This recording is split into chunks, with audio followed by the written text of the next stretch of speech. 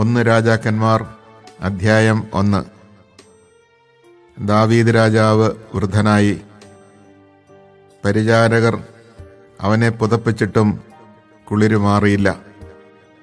അവർ അവനോട് പറഞ്ഞു, യജമാനനായ രാജാവിനു വേണ്ടി ഒരു യുവതിയെ ഞങ്ങൾ അന്വേഷിക്കട്ടെ. അവൾ അങ്ങയെ പരിചരിക്കുകയും അങ്ങയോട് ചേർന്ന് കിടന്ന് ചൂടുപകരുകയും ചെയ്യട്ടെ. അവർ സുന്ദരിയായ ഒരു യുവതിയെ ഇസ്രായേലിലെങ്ങും അന്വേഷിച്ചു. ഷൂനാംകാരി അഭിഷാഗിനെ കണ്ടെത്തി അവളെ രാജസന്നിധിയിൽ കൊണ്ടുവന്നു. അതീവ സുന്ദരിയായിരുന്ന അവൾ രാജാവിനെ ശുശ്രൂഷിച്ചു. എന്നാൽ രാജാവ് അവളെ അറിഞ്ഞില്ല. അക്കാലത്ത് ഹഗീത്തിന്റെ മകൻ അദോനിയ താൻ രാജാവാകുമെന്ന് വൻപ് പറഞ്ഞു. അവൻ രഥങ്ങളെയും കുതിരക്കാരെയും 50 അകമ്പടിക്കാരെയും ഒരുക്കി.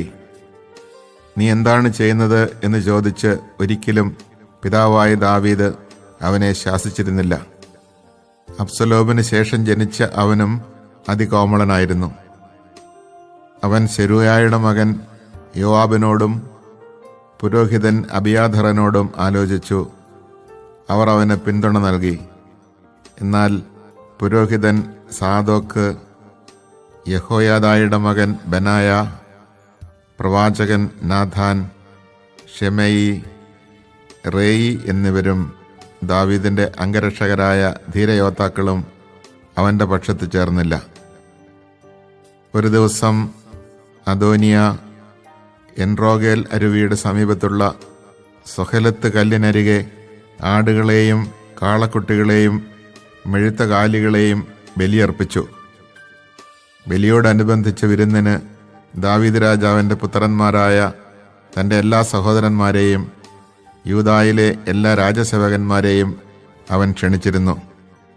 എന്നാൽ പ്രവാചകൻ നാഥാൻ, ബനായ, രാജാവിൻ്റെ അംഗരക്ഷകരായ യോദ്ധാക്കൾ, തൻ്റെ സഹോദരൻ സോളമൻ എന്നിവരെ അവൻ ക്ഷണിച്ചില്ല. സോളമൻ്റെ അമ്മ ബത്ശബയോട് നാഥാൻ പറഞ്ഞു, നമ്മുടെ യജമാനനായ ദാവീദ് അറിയാതെ ഹഗീത്തിന്റെ മകൻ അദോനിയ രാജാവായിരിക്കുന്നുവെന്ന് നീ കേട്ടില്ലേ? നിന്റെയും നിന്റെ പുത്രൻ സോളമന്റെയും ജീവൻ രക്ഷിക്കാൻ എൻ്റെ ഉപദേശം സ്വീകരിക്കുക. ഉടൻ ചെന്ന് ദാവീദ് രാജാവിനോട് പറയുക, എൻ്റെ യജമാനനായ രാജാവേ, എൻ്റെ മകൻ സോളമൻ അങ്ങയുടെ പിൻഗാമിയായി സിംഹാസനത്തിൽ ഉപവിഷ്ടനാകുമെന്ന് ഈ ദാസിയോട് അങ്ങ് ശപഥം ചെയ്തിട്ടില്ലേ? പിന്നെ എന്തുകൊണ്ടാണ് അദോനിയ രാജാവായിരിക്കുന്നത്? നീ രാജാവുമായി സംസാരിച്ചുകൊണ്ടിരിക്കുമ്പോൾ തന്നെ ഞാൻ വന്ന് നിന്നെ പിന്താങ്ങിക്കൊള്ളാം. ബത്ശബ ശയനമുറിയിൽ രാജാവിൻ്റെ അടുക്കൽ ചെന്നു. ഷൂനാംകാരി അഭിഷാഗ് വൃദ്ധനായ അവനെ പരിചരിക്കുകയായിരുന്നു. ബത്ശബ രാജാവിനെ താണുവണങ്ങി. എന്താണ് നിന്റെ ആഗ്രഹം? രാജാവ് അവളോട് ചോദിച്ചു. അവൾ പറഞ്ഞു, യജമാനനെ, എൻ്റെ മകൻ സോളമൻ അങ്ങയ്ക്ക് ശേഷം സിംഹാസനത്തിൽ ഉപവിഷ്ടനാകുമെന്ന് ദൈവമായ കർത്താവിൻ്റെ നാമത്തിൽ അങ്ങ് എന്നോട് സത്യം ചെയ്തിരുന്നല്ലോ. ഇപ്പോഴിതാ അദോനിയ രാജാവായിരിക്കുന്നു. യജമാനനായ രാജാവ് ഇതറിയുന്നുമില്ല. അവൻ കാളകളെയും കൊഴുത്ത അനേകം ആടുമാടുകളെയും ബലിയർപ്പിക്കുകയും അങ്ങേ എല്ലാ പുത്രന്മാരെയും പുരോഹിതൻ അബിയാഥറിനെയും സേനാനായകൻ യോവാബിനെയും വിരുന്നിന് ക്ഷണിക്കുകയും ചെയ്തു. എന്നാൽ അങ്ങയുടെ ദാസനായ സോളമനെ ക്ഷണിച്ചില്ല. എൻ്റെ യജമാനനായ രാജാവേ, അങ്ങയുടെ പിൻഗാമിയായി ആരാണ് സിംഹാസനത്തിൽ വാഴുക എന്ന് അങ്ങ് പ്രഖ്യാപിക്കുന്നത് കേൾക്കാൻ ഇസ്രായേൽ ജനം കാത്തിരിക്കുകയാണ്. അങ്ങ് പിതാക്കന്മാരോട് ചേരുമ്പോൾ എന്നെയും എൻ്റെ മകൻ സോളമനെയും അവർ രാജ്യദ്രോഹികളായി കണക്കാക്കും. അവൾ രാജാവിനോട് സംസാരിച്ചുകൊണ്ടിരിക്കുമ്പോൾ പ്രവാചകൻ നാഥാൻ കടന്നു വന്നു. അവൻ വന്ന വിവരം രാജാവിനെ അറിയിച്ചു. നാഥാൻ രാജസന്നിധിയിൽ താണു വണങ്ങി.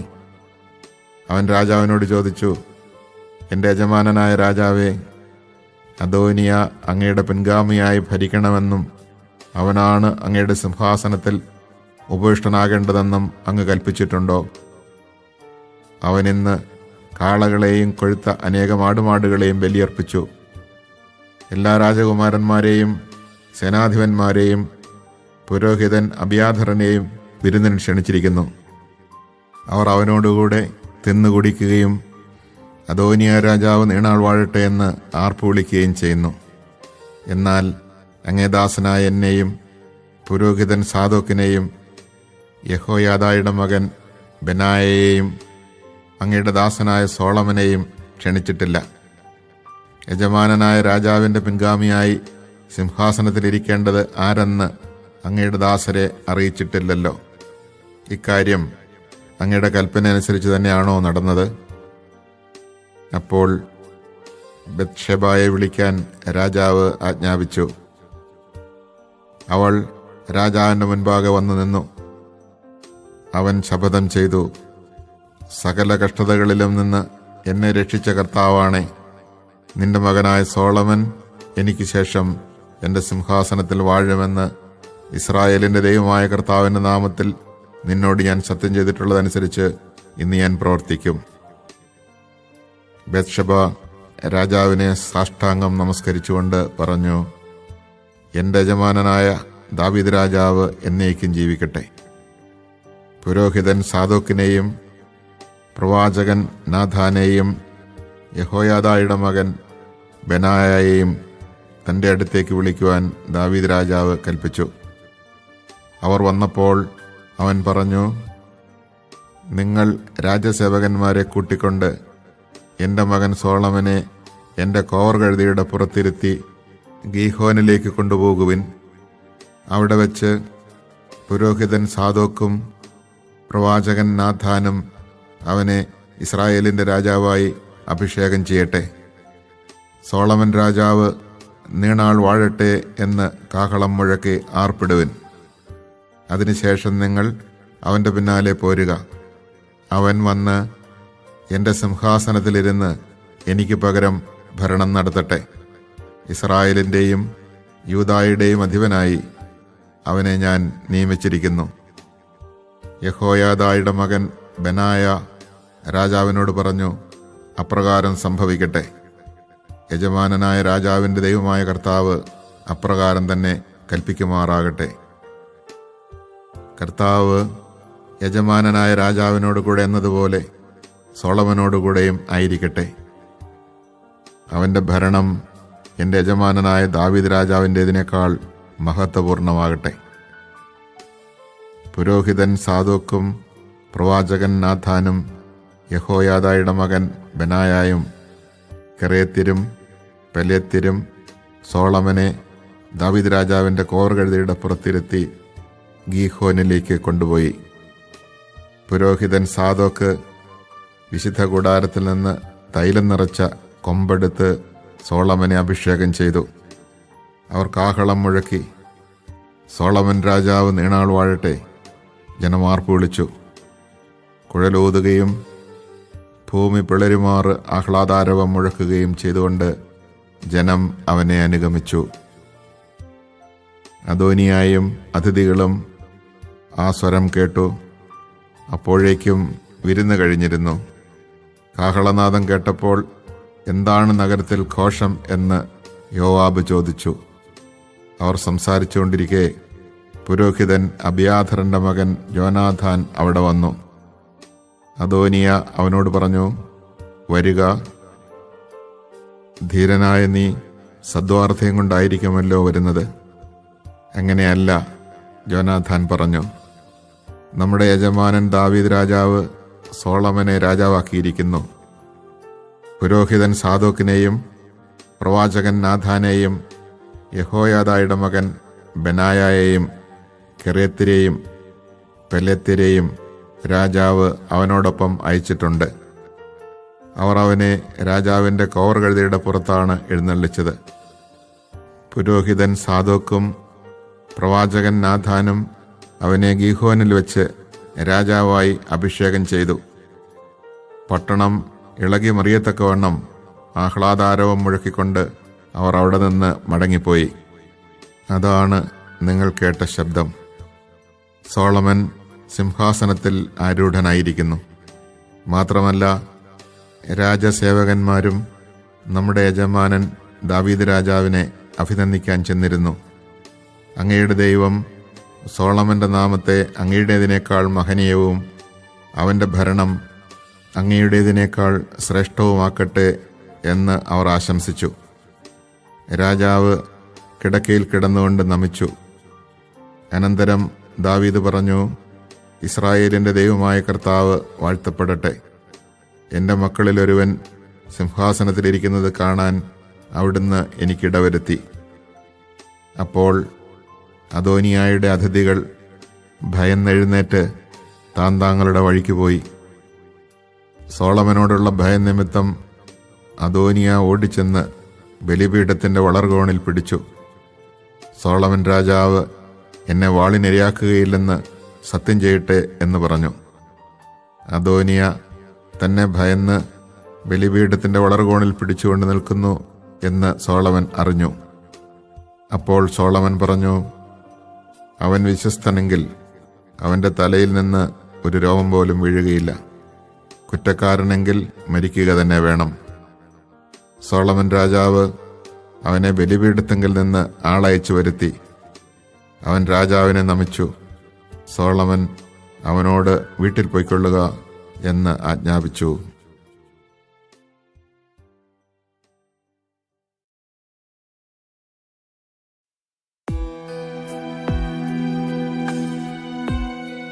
ഒന്ന് രാജാക്കന്മാർ അധ്യായം 2. മരണം അടുത്തപ്പോൾ ദാവീദ് പുത്രൻ സോളമനെ അടുത്ത് വിളിച്ച് ഇപ്രകാരം നിർദ്ദേശിച്ചു: മർത്യന്റെ പാതയിൽ ഞാനും പോകുന്നു. ധീരനായിരിക്കുക, പൗരുഷത്തോടെ പെരുമാറുക. നിന്റെ ദൈവമായ കർത്താവിൻ്റെ ശാസനങ്ങൾ നിറവേറ്റുക. മോശയുടെ നിയമത്തിൽ എഴുതിയിട്ടുള്ളതുപോലെ അവിടുത്തെ മാർഗത്തിൽ ചരിക്കുകയും അവിടുത്തെ ചട്ടങ്ങളും പ്രമാണങ്ങളും കൽപ്പനകളും സാക്ഷ്യങ്ങളും അനുസരിക്കുകയും ചെയ്യുക. നിന്റെ എല്ലാ പ്രവൃത്തികളും ഉദ്യമങ്ങളും വിജയമണിയും.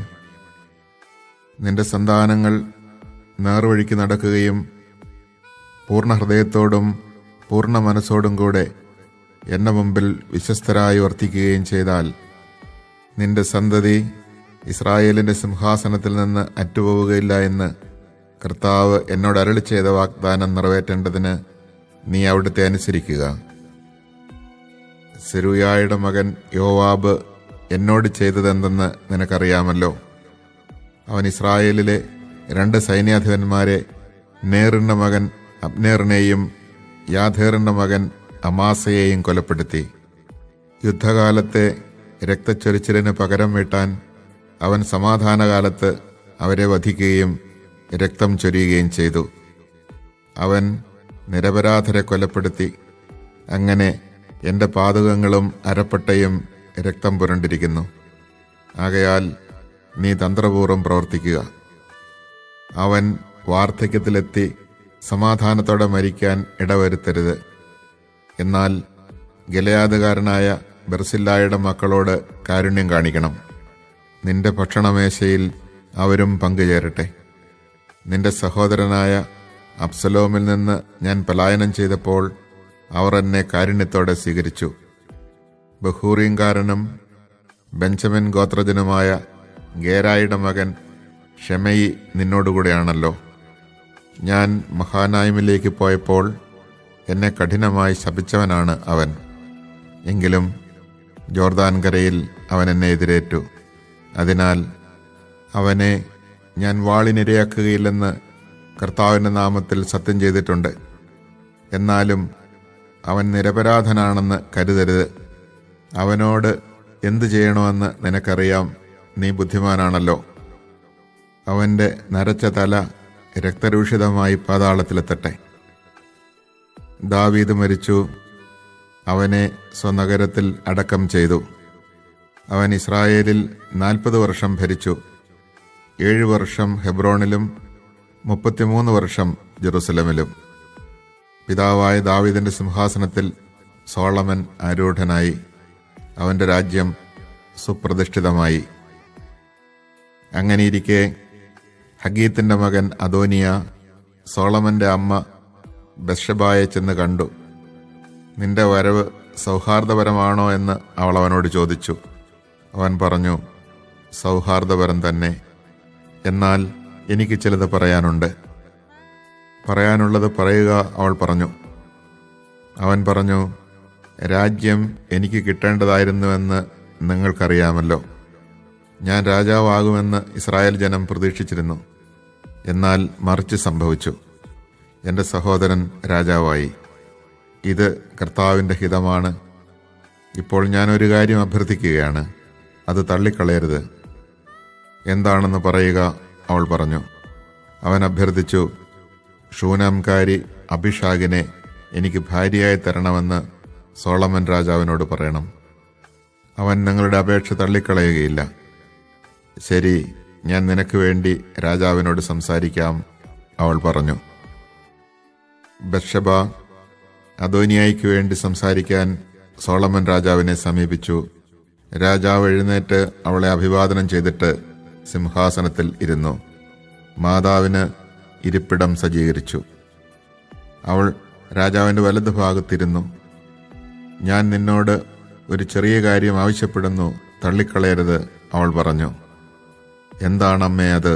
പറയുക, ഞാൻ തള്ളിക്കളയുകയില്ല, അവൻ മറുപടി പറഞ്ഞു. ഷൂനാംകാരി അഭിഷാഗിനെ നിന്റെ സഹോദരൻ അദോനിയായിക്ക് ഭാര്യയായി കൊടുക്കണം, അവൾ പറഞ്ഞു. സോളമൻ രാജാവ് അമ്മയോട് ഇങ്ങനെ പ്രതിവചിച്ചു, ഷൂനാംകാരി അഭിഷാഗിനെ അദോനിയായിക്ക് വേണ്ടി ചോദിക്കുന്നത് എന്താണ്? രാജ്യവും അവന് വേണ്ടി ചോദിക്കാമല്ലോ, അവൻ എൻ്റെ ജ്യേഷ്ഠനല്ലേ.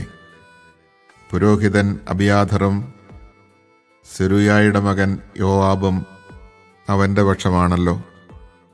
അനന്തരം സോളമൻ കർത്താവിൻ്റെ നാമത്തിൽ ശപഥം ചെയ്തു, അദോനിയായുടെ ഈ അഭ്യർത്ഥന അവൻ്റെ ജീവൻ ഒടുക്കിയില്ലെങ്കിൽ ദൈവം എന്നോട് അതും അതിലധികവും ചെയ്യട്ടെ.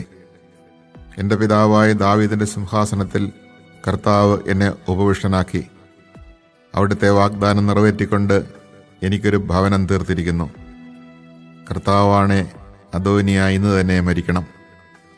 സോളമൻ രാജാവിൻ്റെ കൽപ്പനയനുസരിച്ച് യഹോയാദായുടെ മകൻ ബനായ അദോനിയായെ വധിച്ചു.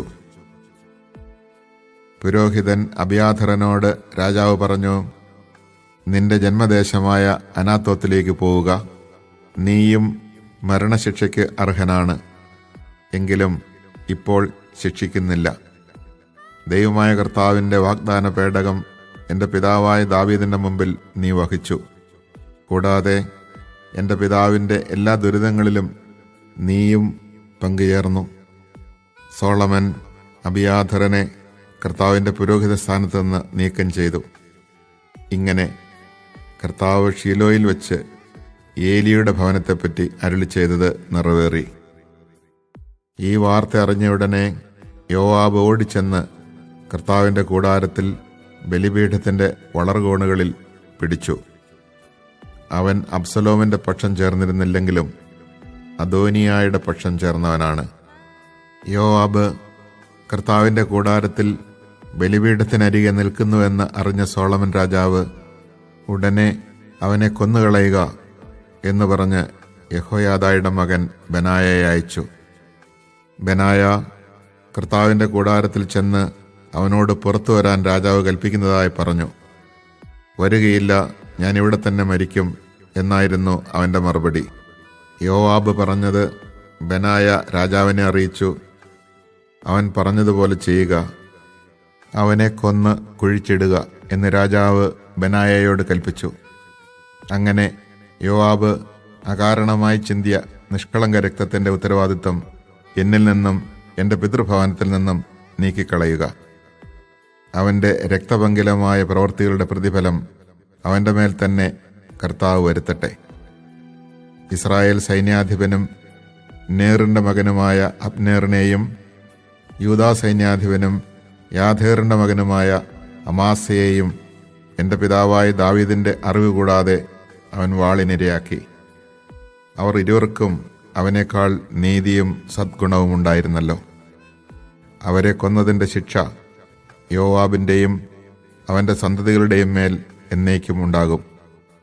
ദാവീദിനും അവൻ്റെ സന്തതികൾക്കും കുടുംബത്തിനും സിംഹാസനത്തിനും കർത്താവിൻ്റെ സമാധാനം എന്നേക്കും ലഭിക്കും. യഹോയാദയുടെ മകൻ ബനായ യോവാബിനെ വധിച്ച് വിജനപ്രദേശത്തുള്ള അവൻ്റെ ഭവനത്തിൽ അടക്കം ചെയ്തു. രാജാവ് അവനു പകരം യഹോയാദയുടെ മകൻ ബനായയെ സൈന്യാധിപനായി നിയമിച്ചു.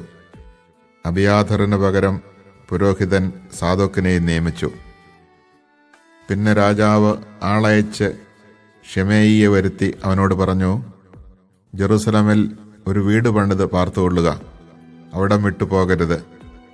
പുറത്തിറങ്ങി കെദ്രോൻ തോട് കടക്കുന്ന നാളിൽ നീ മരിക്കും എന്ന് ഓർമ്മിച്ചുകൊള്ളുക. നിന്റെ രക്തത്തിന് നീ തന്നെയായിരിക്കും ഉത്തരവാദി. ശരി, രാജാവായ അങ്ങ് കൽപ്പിക്കുന്നത് പോലെ ഞാൻ ചെയ്തുകൊള്ളാം എന്ന് ഷിമെയി പറഞ്ഞു. അങ്ങനെ കുറെ കാലം അവൻ ജെറുസലമിൽ വസിച്ചു.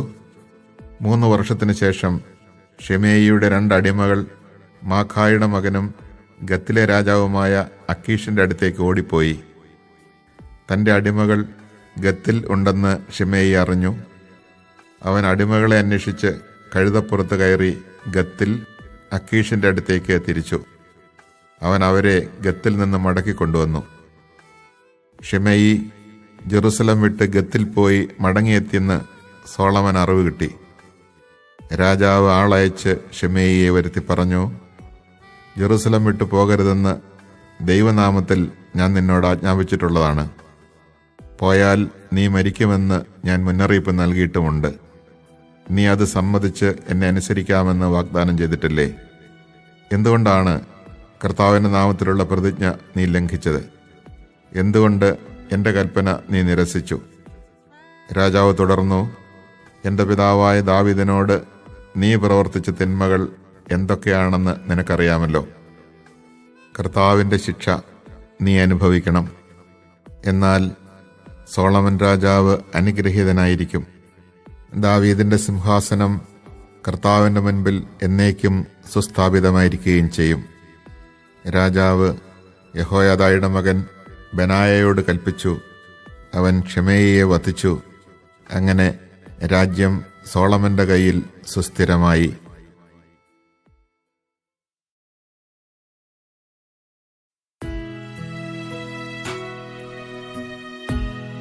1 രാജാക്കന്മാർ അധ്യായം 3. സോളമൻ ഈജിപ്തിലെ രാജാവായ ഫറവോയുടെ മകളെ വിവാഹം ചെയ്ത് അവനുമായി ബന്ധുത്വം സ്ഥാപിച്ചു. തൻ്റെ കൊട്ടാരവും കർത്താവിൻ്റെ ആലയവും ജെറൂസലേമിന് ചുറ്റുമുള്ള മതിലും പണി തീരുന്നതുവരെ സോളമൻ അവളെ ദാവീദിന്റെ നഗരത്തിൽ പാർപ്പിച്ചു. കർത്താവിന് ഒരാലയം അതുവരെ നിർമ്മിച്ചിരുന്നില്ല. ജനങ്ങൾ പൂജാഗിരികളിലാണ് ബലിയർപ്പിച്ചു പോന്നത്. സോളമൻ തൻ്റെ പിതാവായ ദാവീദിന്റെ അനുശാസനങ്ങൾ അനുസരിച്ചു. അങ്ങനെ കർത്താവിനെ സ്നേഹിച്ചു. എന്നാൽ അവൻ പൂജാഗിരികളിൽ ബലിയർപ്പിച്ച് ധൂപാർച്ചന നടത്തി. ഒരിക്കൽ രാജാവ് ബലിയർപ്പിക്കുവാൻ മുഖ്യ പൂജാഗിരിയായ ഗിബെയോനിലേക്ക് പോയി.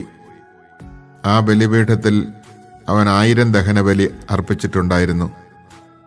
അവിടെ വെച്ച് രാത്രി കർത്താവ് സോളമന് സ്വപ്നത്തിൽ പ്രത്യക്ഷനായി.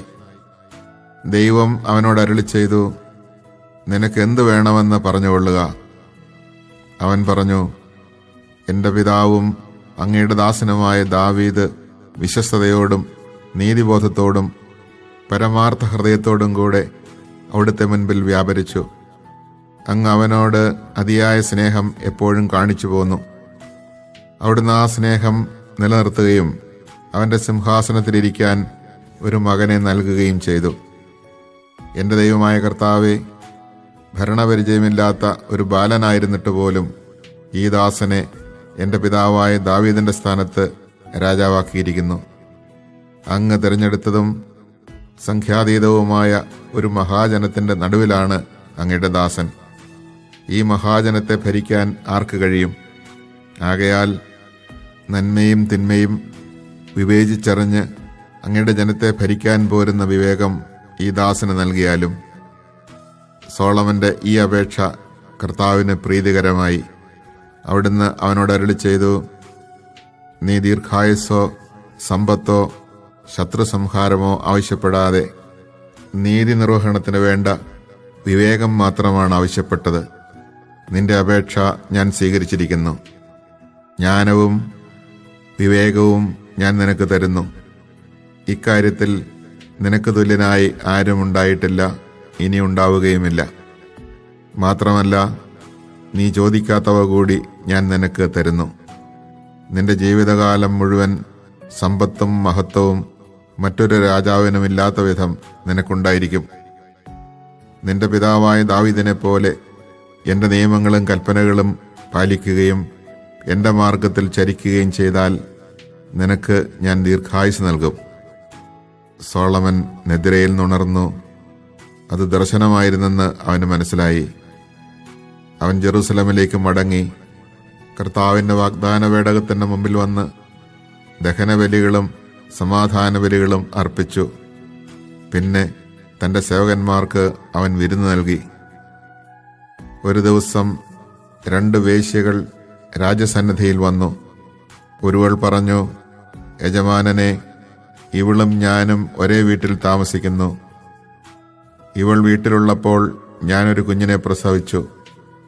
3 ദിവസം കഴിഞ്ഞ് ഇവളും പ്രസവിച്ചു. ആ വീട്ടിൽ ഞങ്ങളെ കൂടാതെ ആരും ഉണ്ടായിരുന്നില്ല. രാത്രി ഉറക്കത്തിൽ ഇവൾ തൻ്റെ കുട്ടിയുടെ മേൽ കിടക്കാനിടയായി കുട്ടി മരിച്ചുപോയി. അർദ്ധരാത്രിയിൽ ഇവൾ എഴുന്നേറ്റു. ഞാൻ നല്ല ഉറക്കമായിരുന്നു. ഇവൾ എൻ്റെ മകനെ എടുത്ത് തൻ്റെ മാറിടത്തിൽ കിടത്തി. മരിച്ച കുഞ്ഞിനെ എൻ്റെ മാറിടത്തിലും കിടത്തി.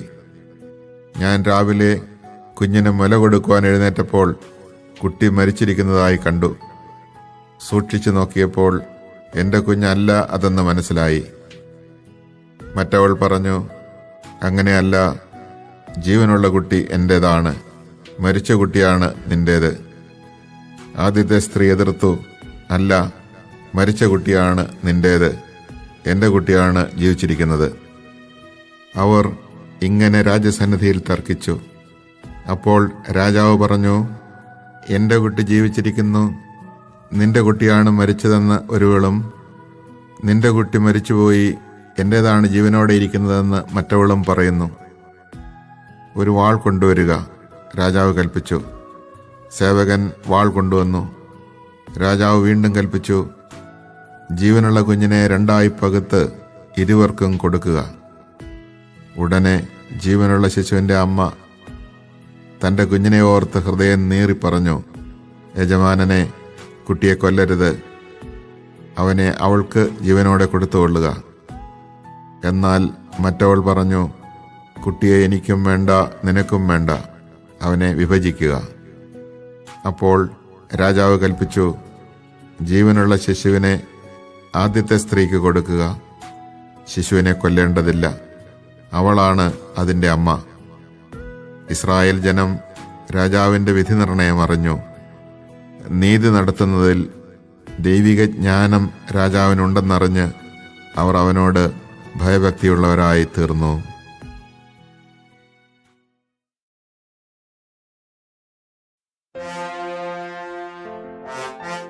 1 രാജാക്കന്മാർ അധ്യായം 4. സോളമൻ ഇസ്രായേൽ മുഴുവൻ്റെയും രാജാവായിരുന്നു. അവൻ്റെ പ്രധാന സേവകന്മാർ സാദോക്കിൻ്റെ പുത്രൻ അസറിയ പുരോഹിതനും ഷീഷായുടെ പുത്രന്മാരായ എലീഹൊറേഫും അഹിയായും കാര്യവിചാരകന്മാരും ആയിരുന്നു. അഹിലൂദിൻ്റെ പുത്രൻ യഹോഷഫാത്ത് നടപടി എഴുത്തുകാരനും യഹോയാദായുടെ പുത്രൻ ബനായ സൈന്യാധിപനും സാദോക്കും അബിയാഥറും പുരോഹിതന്മാരുമായിരുന്നു. നാഥാന്റെ പുത്രന്മാരായ അസറിയ മേൽവിചാരകനും സാബുദ് പുരോഹിതനും രാജാവിൻ്റെ തോഴനുമായിരുന്നു. അഹിഷാറായിരുന്നു കൊട്ടാര വിചാരിപ്പുകാരൻ. അടിമകളുടെ മേൽനോട്ടം അബ്ദയുടെ പുത്രൻ അദോണിറാമിന് ആയിരുന്നു. രാജാവിനും കുടുംബത്തിനും ഭക്ഷണ സാധനങ്ങൾ എത്തിച്ചു കൊടുക്കുവാൻ സോളമന് ഇസ്രായേലിൽ ആകെ 12 പേർ ഉണ്ടായിരുന്നു. ഓരോരുത്തർ ഓരോ മാസത്തേക്ക് വേണ്ട സാധനങ്ങൾ എത്തിച്ചു കൊടുത്തിരുന്നു. അവർ എഫ്രായിം മലനാട്ടിൽ ബെൻഹൂർ, മാക്കസ്, ഷാൽബീം, ബത്ഷമെഷ്, ഏലോൻ, ബെത്ഹാനാൻ എന്നീ പ്രദേശങ്ങളിൽ ബെൻഡക്കർ, അരിബോത്തിൽ ബെൻഹെസദ്, സൊക്കോയും ഹേഫർ പ്രദേശവും ഇവന്റെ അധീനതയിലായിരുന്നു. നഫാദ്ദോറിൽ ബെൻ അബിനാദാബ്, സോളമന്റെ പുത്രി താഫാത്ത് ഇവന്റെ ഭാര്യയായിരുന്നു.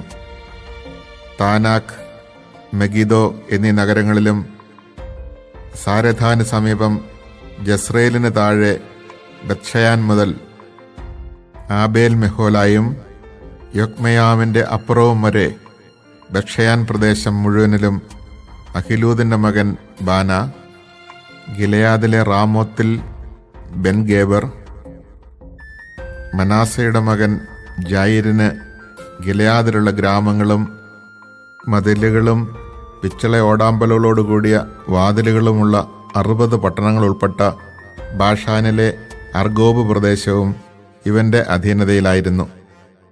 മഹനായിമിൽ ഇദ്ദോയുടെ മകൻ അഹിനാദാബ്, നഫ്താലി പ്രദേശത്ത് അഹിമാസ്, സോളമന്റെ പുത്രി ബസ്മത്ത് ഇവന്റെ ഭാര്യയായിരുന്നു. ആഷേറിലും ബയാലോത്തിലും ഹൂഷായിയുടെ മകൻ ബാന, ഇസാക്കറിൽ പരുവായുടെ മകൻ യഹോഷഫാത്ത്, ബെഞ്ചമിൻ പ്രദേശത്ത് ഏലായുടെ മകൻ ഷിമയി, അമോരി രാജാവായ സീഹോനും ബാഷാൻ രാജാവായ ഓഗും ഭരിച്ചിരുന്ന ഗിലെയാദ് പ്രദേശത്ത് ഊറിയുടെ മകൻ ഗേബർ. കൂടാതെ യൂദായിൽ ഒരു അധിപനും ഉണ്ടായിരുന്നു. യൂദായിലെയും ഇസ്രായേലിലെയും ജനം കടൽ തീരത്തെ മണൽത്തരി പോലെ അസംഖ്യമായിരുന്നു. അവർ തിന്നും കുടിച്ചും ഉല്ലാസഭരിതരായി കഴിഞ്ഞു. യൂഫ്രട്ടീസ് നദി മുതൽ ഫിലിസ്ത്യരുടെ നാടും ഈജിപ്തിന്റെ അതിർത്തിയും വരെയുള്ള പ്രദേശങ്ങൾ സോളമന്റെ ഭരണത്തിന് കീഴിലായിരുന്നു. അവന്റെ ജീവിതകാലം മുഴുവൻ ജനം കാഴ്ചകൾ സമർപ്പിക്കുകയും അവനെ സേവിക്കുകയും ചെയ്തു. സോളമന്റെ അനുദിന ചെലവ് 30 കോർ നേർത്ത മാവും 60 കോർ സാധാരണ മാവും, കലമാൻ, പേടമാൻ, മ്ലാവ്, കോഴി എന്നിവയ്ക്ക് പുറമെ കൊഴുത്ത 10 കാളകൾ, 20 കാലികൾ, 100 മുട്ടാടുകൾ ഇവയുമായിരുന്നു. യൂഫ്രട്ടീസിന് പടിഞ്ഞാറ് തിപ്സ മുതൽ ഗാസ വരെയുള്ള പ്രദേശങ്ങൾ സോളമന്റെ അധീനതയിലായിരുന്നു. യൂഫ്രട്ടീസിന് പടിഞ്ഞാറുള്ള എല്ലാ രാജാക്കന്മാരും അവന് കീഴ്പ്പെട്ടിരുന്നു. അയൽ നാടുകളുമായി അവൻ സമാധാനത്തിൽ കഴിഞ്ഞു. സോളമന്റെ കാലം മുഴുവൻ ദാൻ മുതൽ ബേർഷബ വരെ യൂദായിലെയും ഇസ്രായേലിലെയും ജനം മുന്തിരിയും അത്തിയും കൃഷി ചെയ്ത് സുരക്ഷിതരായി ജീവിച്ചു. സോളമന് 12,000 കുതിരപ്പടയാളികളും തേർക്കുതിരകൾക്കായി 40,000 പന്തികളും ഉണ്ടായിരുന്നു. മുൻപ് പറഞ്ഞ സേവകന്മാർ ഓരോരുത്തരും നിശ്ചിത മാസത്തിൽ സോളമൻ രാജാവിനും അവനോടൊപ്പം ഭക്ഷിച്ചിരുന്നവർക്കും ആവശ്യമായ സാധനങ്ങൾ എത്തിച്ചിരുന്നു. ഒരു കുറവും വരുത്തിയില്ല. അവർ കുതിരകൾക്കും വേഗമേറിയ പടക്കുതിരകൾക്കും വേണ്ട ബാർലിയും വൈക്കോലും മുറപ്രകാരം യഥാസ്ഥാനം എത്തിച്ചു കൊടുക്കുകയും ചെയ്തിരുന്നു.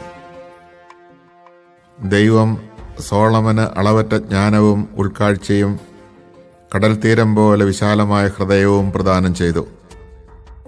പൗരസ്ത്യദേശത്തെയും ഈജിപ്തിലെയും ജ്ഞാനികളെ അതിശയിക്കുന്നതായിരുന്നു സോളമന്റെ ജ്ഞാനം. എസ്രാഹ്യനായ ഏഥാൻ, മാഹോലിന്റെ പുത്രന്മാരായ ഹേമാൻ, കൽക്കോൽ, ദാർദ തുടങ്ങി എല്ലാവരെയും കാൾ ജ്ഞാനിയായിരുന്നു അവൻ. അവന്റെ പ്രശസ്തി ചുറ്റുമുള്ള എല്ലാ രാജ്യങ്ങളിലും വ്യാപിച്ചു. അവൻ 3000 സുഭാഷിതങ്ങളും 1005 ഗീതങ്ങളും രചിച്ചു. ലബനോനിലെ ദേവദാരു മുതൽ ചുമരിൽ മുളയ്ക്കുന്ന പായൽ വരെ എല്ലാ സസ്യങ്ങളെയും കുറിച്ച് അവൻ പ്രതിപാദിച്ചു. മൃഗങ്ങളെയും പക്ഷികളെയും ഇഴജന്തുക്കളെയും മത്സ്യങ്ങളെയും കുറിച്ച് അവൻ സംസാരിച്ചിരുന്നു. സോളമന്റെ ജ്ഞാനത്തെപ്പറ്റി കേട്ടിട്ടുള്ള രാജാക്കന്മാരിലും ജനതകളിലും നിന്ന് ധാരാളം പേർ അവന്റെ ഭാഷണം കേൾക്കാൻ എത്തിയിരുന്നു.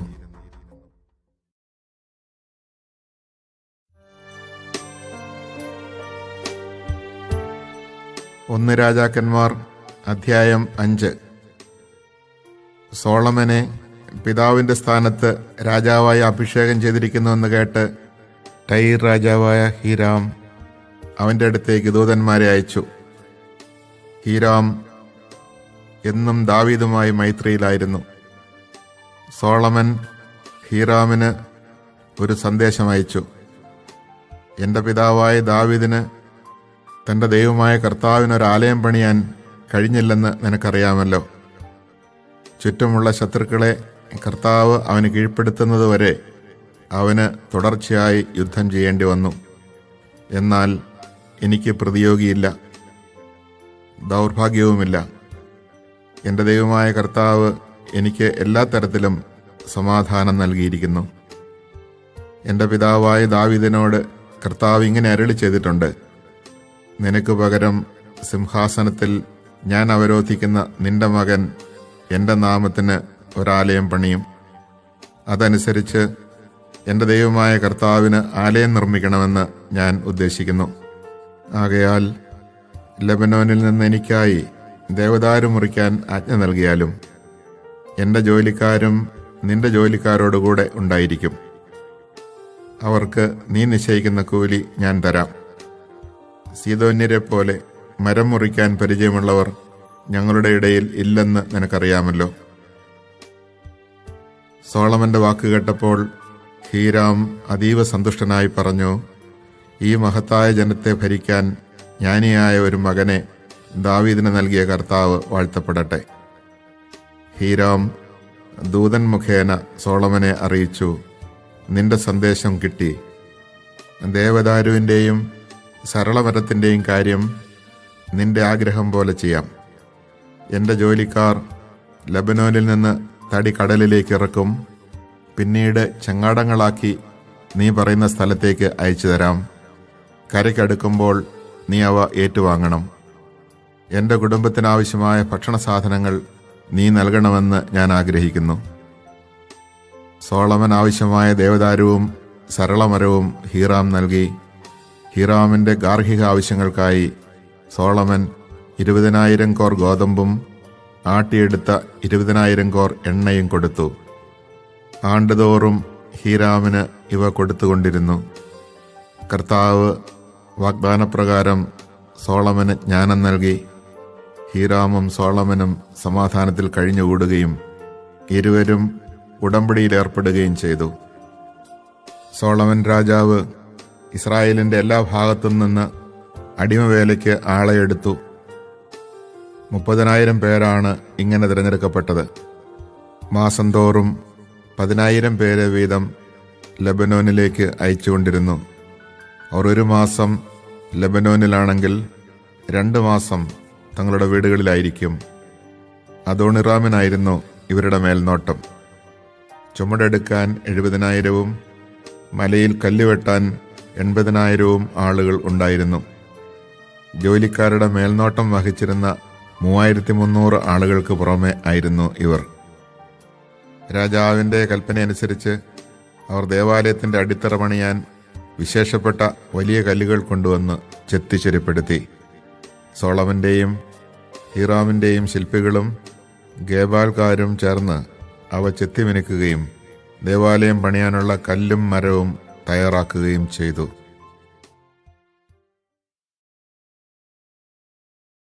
The First Book of Kings, Chapter 1. When King David was old and advanced in years, though they spread covers over him, he could not keep warm. His servants therefore said to him, Let a young virgin be sought to attend you, Lord King, and to nurse you.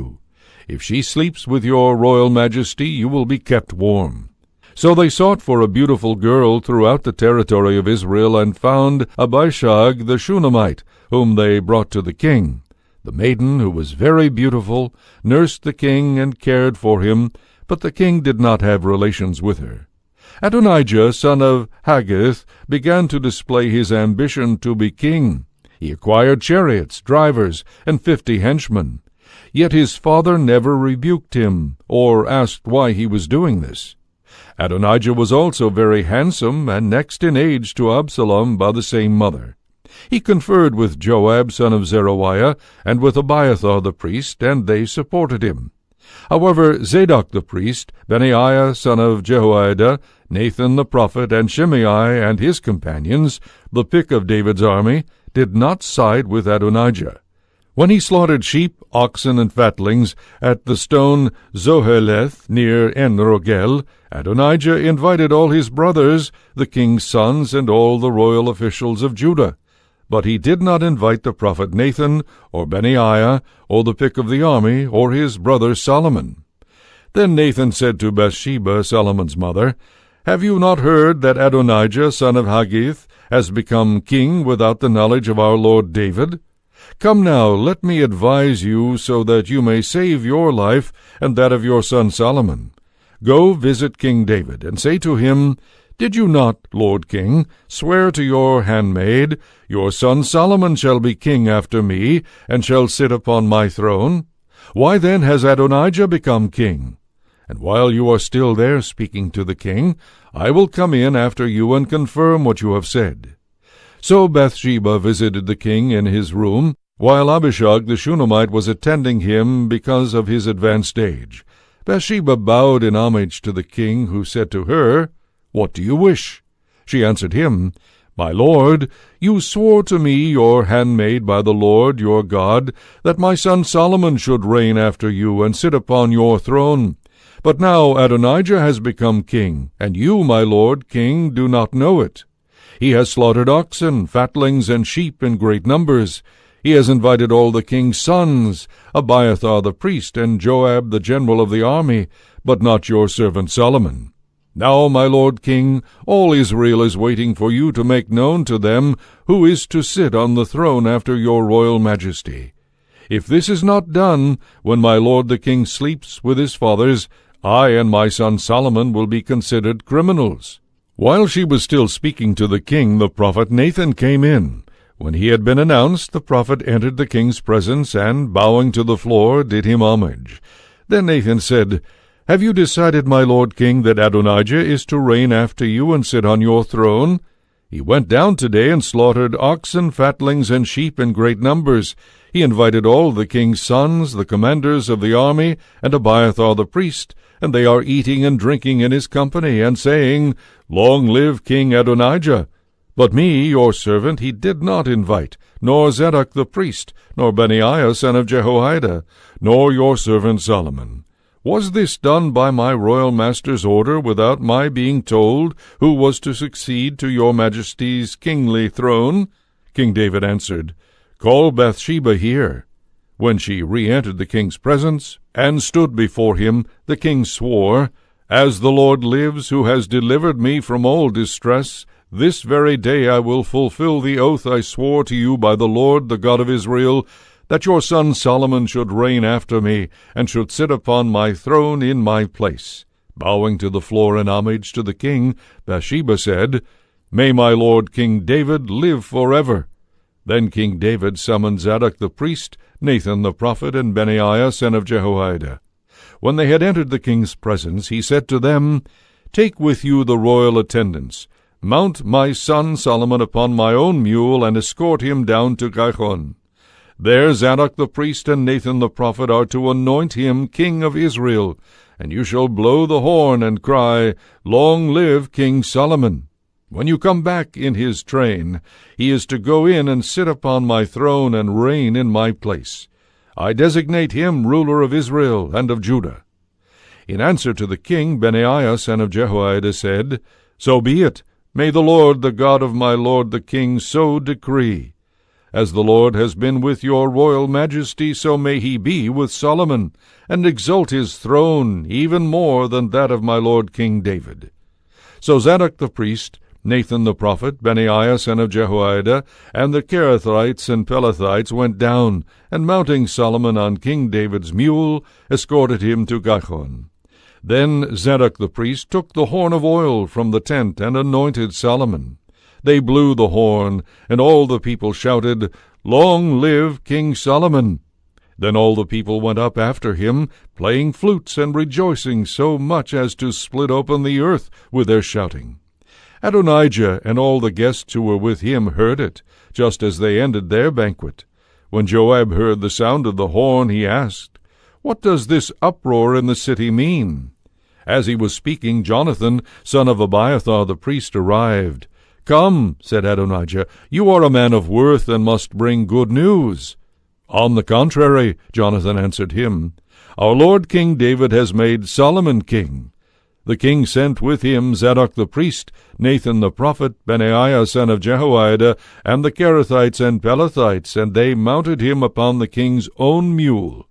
Zadok the priest and Nathan the prophet anointed him king at Gihon, and they went up from there rejoicing, so that the city is in an uproar. That is the noise you heard. Besides, Solomon took his seat on the royal throne, and the king's servants went in and paid their respects to our lord King David, saying, "May God make Solomon more famous than you, and exalt his throne more than your own." And the king in his bed worshipped God, and this is what he said, "Blessed be the Lord, the God of Israel, who has this day seated one of my sons upon my throne, so that I see it with my own eyes." All the guests of Adonijah left in terror, each going his own way. Adonijah, in fear of Solomon, also left. He went and seized the horns of the altar. It was reported to Solomon that Adonijah, in his fear of King Solomon, had seized the horns of the altar and said, "Let King Solomon first swear that he will not kill me, his servant, with the sword." Solomon answered, "If he proves himself worthy, not a hair shall fall from his head. But if he is found guilty of crime, he shall die." King Solomon sent to have him brought down from the altar, and he came and paid homage to the king. Solomon then said to him, "Go to your home." Chapter 2. When the time of David's death drew near, he gave these instructions to his son Solomon. "I am going the way of all mankind. Take courage and be a man. Keep the mandate of the Lord your God, following his ways, and observing his statutes, commands, ordinances, and decrees as they are written in the law of Moses, that you may succeed in whatever you do, wherever you turn. And the Lord may fulfill the promise he made on my behalf when he said, 'If your sons so conduct themselves that they remain faithful to me with their whole heart and with their whole soul, you shall always have someone of your line on the throne of Israel.' You yourself know what Joab son of Zeruiah did to me when he slew the two generals of Israel's armies, Abner son of Ner and Amasa son of Jether. He took revenge for the blood of war in a time of peace, and put bloodshed without provocation on the belt about my waist, and on the sandal on my foot. Act with the wisdom you possess. You must not allow him to go down to the grave in peaceful old age. But be kind to the sons of Barzillai the Gileadite, and have them eat at your table, for they received me kindly when I was fleeing your brother Absalom. You also have with you Shimei, son of Gera, the Benjamite of Bahurim, who cursed me balefully when I was going to Mahanaim. Because he came down to meet me at the Jordan, I swore to him by the Lord that I would not put him to the sword. But you must not let him go unpunished. You are a prudent man, and will know how to deal with him, to send down his hoary head in blood to the grave." David rested with his ancestors and was buried in the city of David. The length of David's reign over Israel was 40 years. He reigned 7 years in Hebron and 33 years in Jerusalem. When Solomon was seated on the throne of his father David, with his sovereignty firmly established, Adonijah son of Haggith went to Bathsheba, the mother of Solomon. "Do you come as a friend?" she asked. "Yes," he answered, and added, "I have something to say to you." She replied, "Say it." So he said, "You know that the kingdom was mine, and all Israel expected me to be king. But the kingdom escaped me and became my brother's, for the Lord gave it to him. But now there is one favor I would ask of you. Do not refuse me." And she said, "Speak on." He said, "Please ask King Solomon, who will not refuse you, to give me Abishag the Shunammite for my wife." "Very well," replied Bathsheba, "I will speak to the king for you." Then Bathsheba went to King Solomon to speak to him for Adonijah, and the king stood up to meet her and paid her homage. Then he sat down upon his throne, and a throne was provided for the king's mother, who sat at his right. "There is one small favor I would ask of you," she said. "Do not refuse me."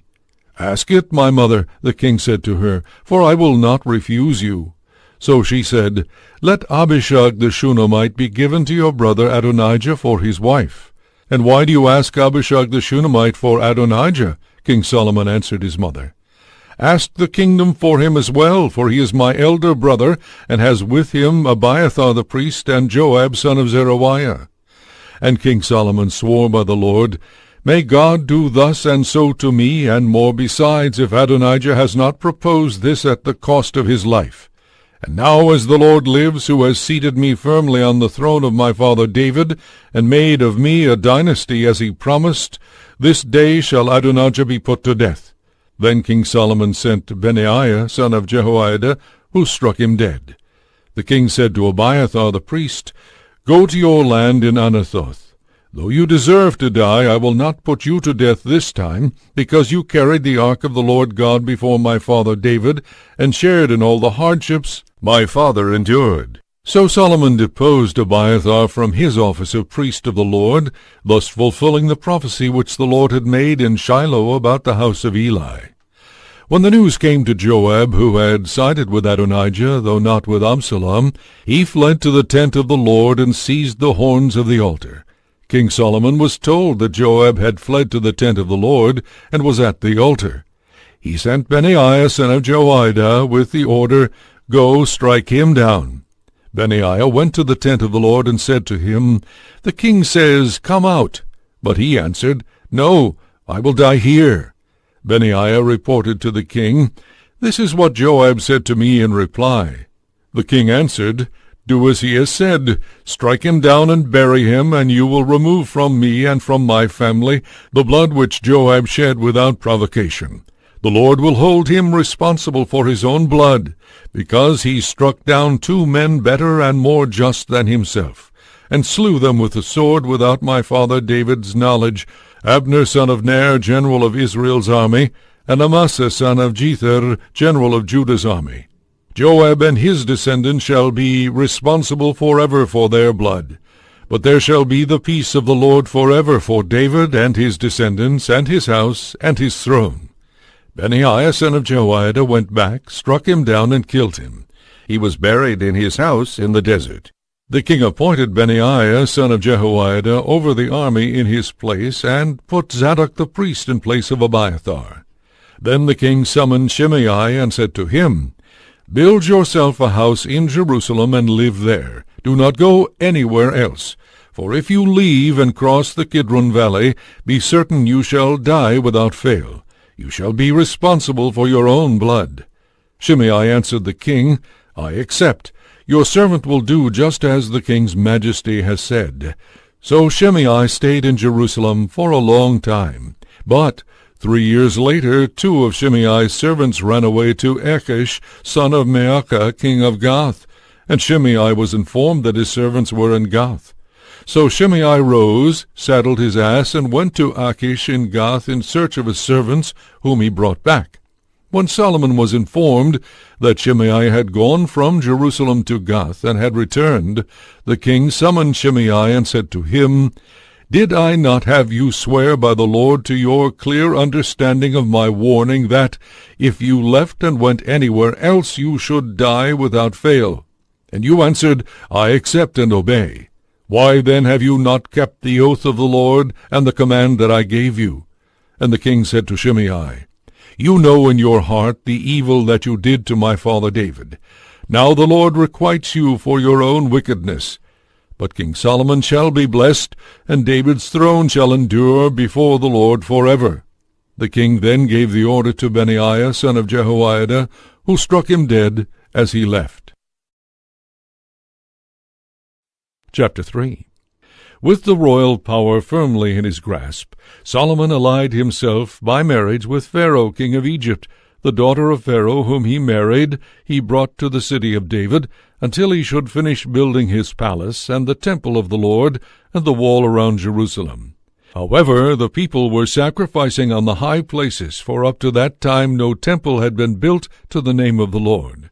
Solomon loved the Lord, and obeyed the statutes of his father David, yet he offered sacrifice and burned incense on the high places. The king went to Gibeon to sacrifice there, because that was the most renowned high place. Upon its altar Solomon offered 1,000 holocausts. In Gibeon the Lord appeared to Solomon in a dream at night. God said, "Ask something of me, and I will give it to you." Solomon answered, "You have shown great favor to your servant, my father David, because he behaved faithfully toward you with justice and an upright heart. And you have continued this great favor toward him even today, seating a son of his on his throne. O Lord my God, you have made me, your servant, king to succeed my father David, but I am a mere youth, not knowing at all how to act.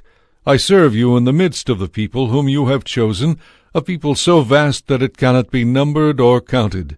Give your servant, therefore, an understanding heart to judge your people and to distinguish right from wrong. For who is able to govern this vast people of yours?" The Lord was pleased that Solomon made this request. So God said to him, "Because you have asked for this, not for a long life for yourself, nor for riches, nor for the life of your enemies, but for understanding, so that you may know what is right, I do as you requested. I give you a heart so wise and understanding that there has never been anyone like you up to now, and after you there will come no one to equal you. In addition, I give you what you have not asked for, such riches and glory that among kings there is not your like. And if you follow me by keeping my statutes and commandments, as your father David did, I will give you a long life." When Solomon awoke from his dream, he went to Jerusalem, stood before the ark of the covenant of the Lord, offered holocausts and peace offerings, and gave a banquet for all his servants. Later 2 harlots came to the king and stood before him.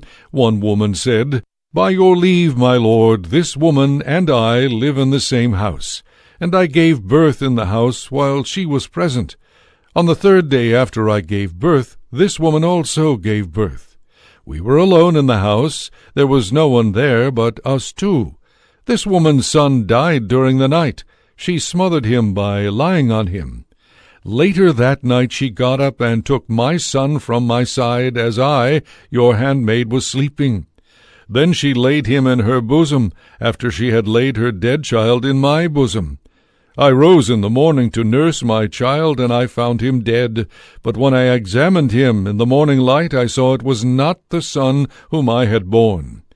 The other woman answered, "It is not so. The living one is my son, the dead one is yours." But the first kept saying, "No, the dead one is your child, the living one is mine." Thus they argued before the king. Then the king said, "One woman claims, 'This, the living one, is my child, and the dead one is yours.' The other answers, 'No, the dead one is your child, the living one is mine.'" The king continued, "Get me a sword." When they brought the sword before him, he said, "Cut the living child in 2, and give half to one woman and half to the other." The woman whose son it was, in the anguish she felt for it, said to the king, "Please, my lord, give her the living child. Please do not kill it." The other, however, said, "It shall be neither mine nor yours. Divide it." The king then answered, "Give the first one the living child. By no means kill it, for she is the mother." When all Israel heard the judgment the king had given, they were in awe of him, because they saw that the king had in him the wisdom of God for giving judgment. Chapter 4. Solomon was king over all Israel, and these were the officials he had in his service: Azariah son of Zadok, priest; Elihoreph and Ahijah, sons of Shisha, scribes; Jehoshaphat, son of Ahilud, chancellor; Benaiah, son of Jehoiada, commander of the army; Zadok and Abiathar, priests; Azariah, son of Nathan, chief of the commissaries; Zabud, son of Nathan, companion to the king; Ahishar, major domo of the palace; and Adoniram, son of Abda, superintendent of the forced labor. Solomon had 12 commissaries for all Israel, who supplied food for the king and his household, each having to provide for 1 month in the year. Their names were the son of Hur in the hill country of Ephraim, the son of Diker in Makaz, Shaalbim, Beth-Shemesh, Elon, and Beth-Hanan, the son of Hesed in Arboth, as well as in Soko and the whole region of Hepher, the son of Abinadab, who was married to Solomon's daughter Tephath, in all the Naphath Dor, Beana son of Ahilud in Teanak and Megiddo, and beyond Jokmeam, and in all Bethshean, and in the country around Zarethan below Jezreel, from Bethshean to Abel-Meholah, the son of Geber in Ramoth-Gilead, having charge of the villages of Jair, son of Manasseh in Gilead, and of the district of Argob in Bashan, 60 large walled cities with gates barred with bronze,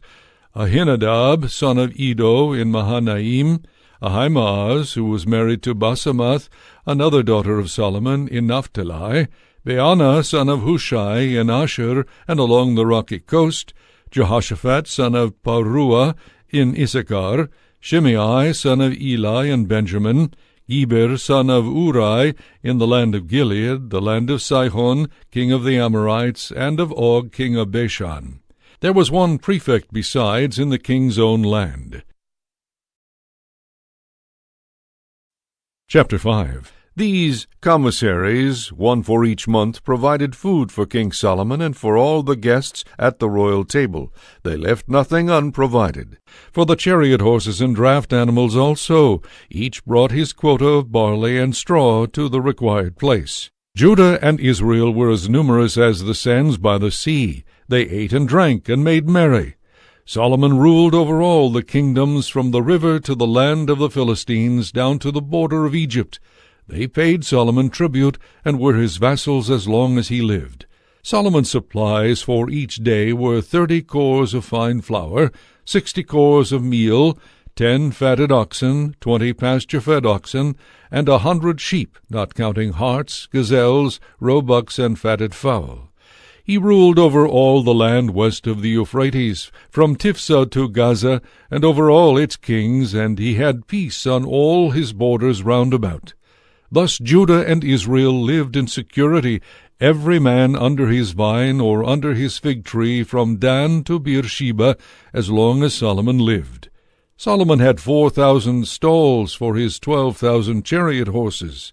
Moreover, God gave Solomon wisdom and exceptional understanding and knowledge, as vast as the sand on the seashore.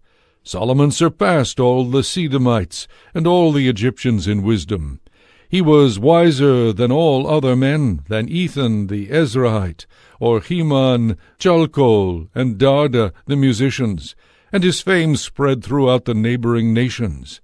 Solomon also uttered 3,000 proverbs, and his songs numbered 1,005. He discussed plants, from the cedar on Lebanon to the hyssop growing out of the wall, and he spoke about beasts, birds, reptiles, and fishes. Men came to hear Solomon's wisdom from all nations, sent by all the kings of the earth who had heard of his wisdom.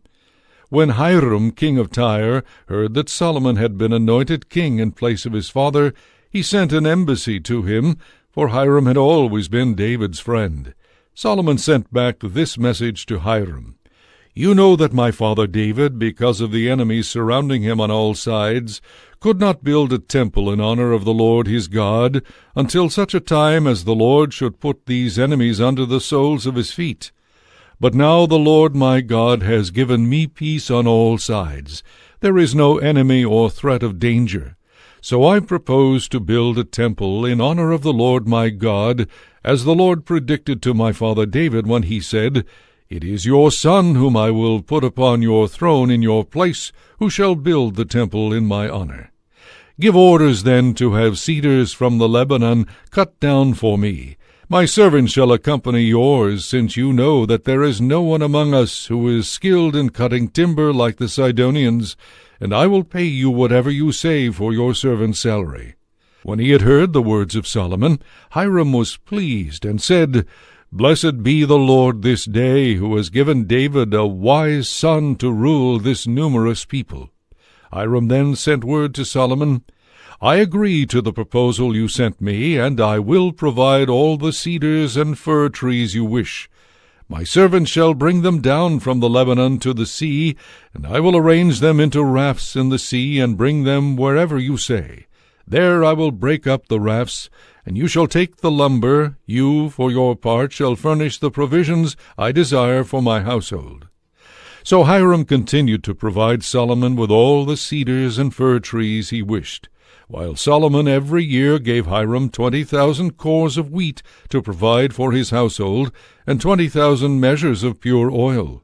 The Lord, moreover, gave Solomon wisdom, as he promised him, and there was peace between Hiram and Solomon, since they were parties to a treaty.